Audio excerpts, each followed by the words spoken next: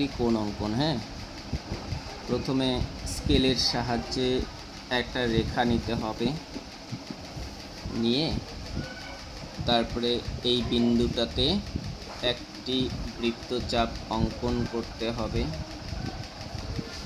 এরপরে এই বিন্দুটাতে বসিয়ে অপর একটি বৃত্তচাপ, এখানে বসিয়ে একটা বৃত্তচাপ, এবার এখানে বসানোই থাকবে, উপরের দিকে আরও একটা বৃত্তচাপ।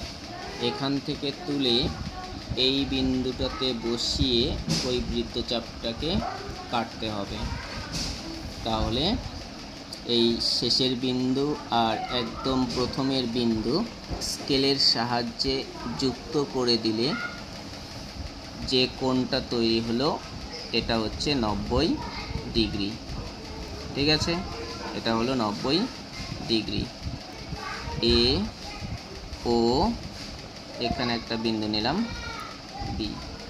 এবার এই এ ও বি কোণের সমান করে যদি আমি এখানে অঙ্কন করতে চাই, তাহলে আমার ঠিক এখানকার মাপ নিয়ে এখানে বসিয়ে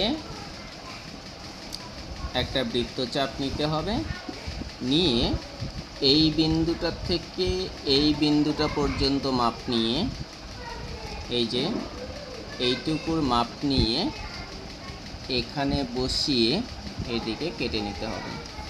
তাহলে এই কোণটা 90 ডিগ্রি, এই কোণটাও হবে 90 ডিগ্রি।